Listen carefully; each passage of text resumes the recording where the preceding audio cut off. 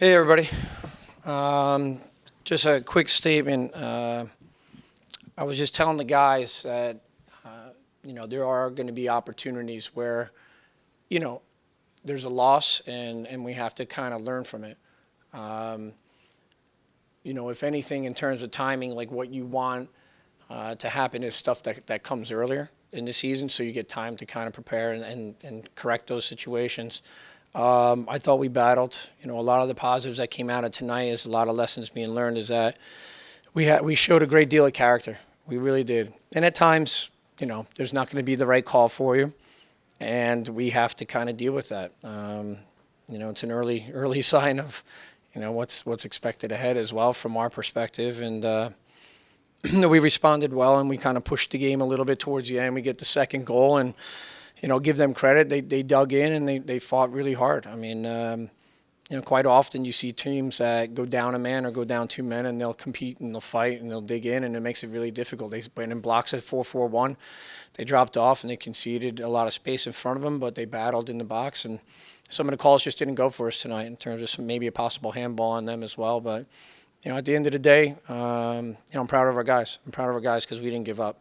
We fought for it. We went down 3-1 and we came back and we tried to push the game. It's just, unfortunately, we ran out of time. So that's my first statement. Absolutely incredible.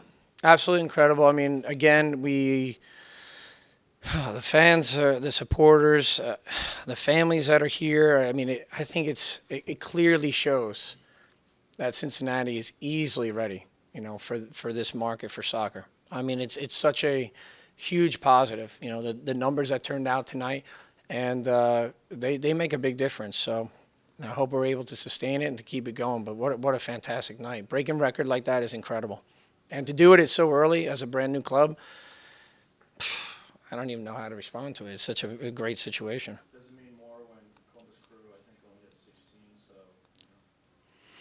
Well, no, I think what it does show is, you know, uh, look, I mean, I'm not gonna. It's funny because you don't try to compare yourself to other venues and other teams, but I mean, it's the numbers, speak for themselves. It's like the reaction from the fans and the supporters who come here today, and I'm not sure what the walk up was, but it was a beautiful day, and they came and they pushed our guys. They really did. So yeah, it's tremendous. I think it's a good sign. It sends a message out there that this is a serious market. Hoffman's first half hat trick. Would you say that was him getting in space? Was that defensive breakdowns? What led to the goal? I think it was a combination of both. I think at times that maybe we were just our body position wasn't right. A little bit of luck's involved, which is always there. And to be fair, he put the ball in the net, so you can't blame him. It's a different kind of loss than you guys have experienced, especially after the success in the preseason, and just kind of the weird, wacky way the Charleston game went down. How do you help how did you experience the loss, and how do you help the young guys in the dressing room cope with kind of a loss where I guess maybe it's fair to say you outplayed for long stretches? Yeah, I mean, we were outplayed. Yeah. Oh, no, I disagree. I think there were times where that final ball was not there tonight for us, or a little bit of the bounce. I mean, to be fair, early on, I think a lot of calls went against us until the second yellow and the red card. Took about 6 fouls before they got their first yellow. Well, we had one challenge down the right-hand side, and we got a yellow straight away.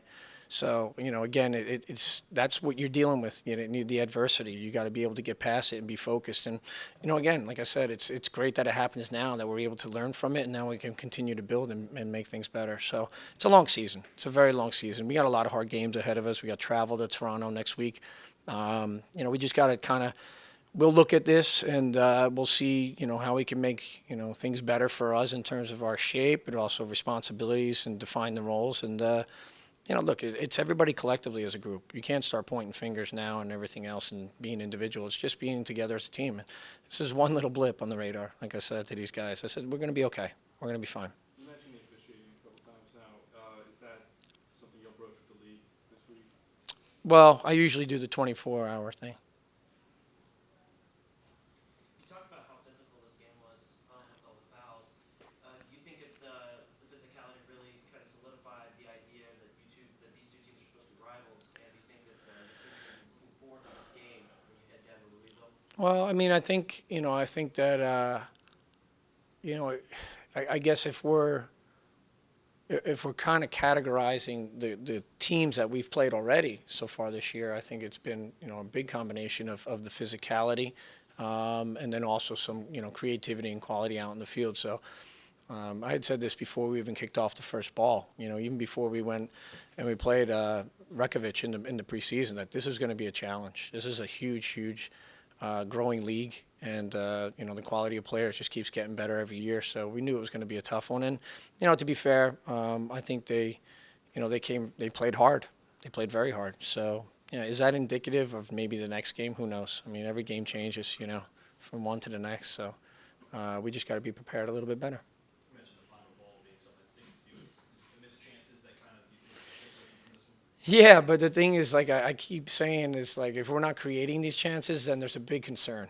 The fact that maybe just wasn't our night tonight, to be fair. I mean, because there's a lot of created opportunities, some great service in there, and it's tough to break down a team when they drop back like that and they make it very compact. Everybody talks about the cliche of parking the bus. I mean, I don't know if I would go as far as to say they did that, but I think they shrunk the field very well, and they made the spacing behind very tight for us to play, and so makes it difficult. John, you mentioned that it's good that a loss like this comes early in the season so you can make those corrections. Can you elaborate on the kind of corrections you intend to make moving forward? Well, just taking up different positions, for us, closing down the space a little bit earlier. And when we try to decide to press the game, at times we got a little bit stretched more than I would like. So there's just small little detail things like that in terms of that we can actually correct, which is good, And so we'll work on that this week. Thank you. Okay. Thanks, guys. Thank you. Questions for Austin Berg? So, getting another goal in front of the home crowd, and we talked about it last week about how it felt to get that big crowd out there for the opening night. But talk about tonight, breaking the home record for USL, like the complete home record, in front of this Cincinnati home crowd, which you grew up around. Yeah, I mean, it's fantastic. Obviously, I'd love to score a goal again in a game that we won. I mean, that's the most important thing. We gave up 3 goals tonight. That's going to sit with me more than scoring a goal. But I think it's 2 games in a row now that we've had such a fantastic crowd, and we've had the energy in that first 10 minutes, and we're able to get a goal. It's got to be more about managing that over 90 minutes. I think we got to keep addressing it. There's a little bit of a letdown after we score that first goal, and kind of taking the foot off the pedal a little bit. We got to put games away if that means getting 2, 3, 4 goals in the first half. We got to do that. Credit to Louisville. They had after our first goal, they had 3 chances, scored 3 goals. So they put it away. We just got to get better. But what a fantastic crowd. I asked Coach about the final ball, final touch. It just didn't seem to be there with a lot of chances in the second half. Is that frustrating as a team when you had that many chances, or you just happy you created that? Yeah, I mean, it's it goes both ways a little bit. It's like Coach Harkes said, it would be more worrisome if we weren't creating chances. At the same time, we were not good on the final ball, or I don't think we were at our best tonight.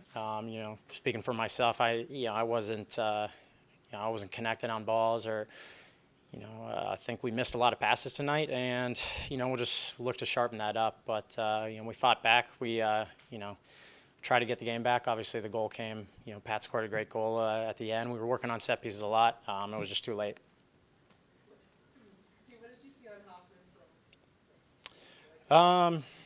I mean, PK's PK. He put that in. Second goal was, I think, just kind of a scramble. I think the next 2 goals were a couple of scrambles that they were able to get down the line, and goals like tonight are not just one person messing up. Most, I'd say 95% of the goals are 5, 6, 7 plays, of not being sharp enough. So we'll look at it on film. We'll talk about it this week, and we'll just we got to move on.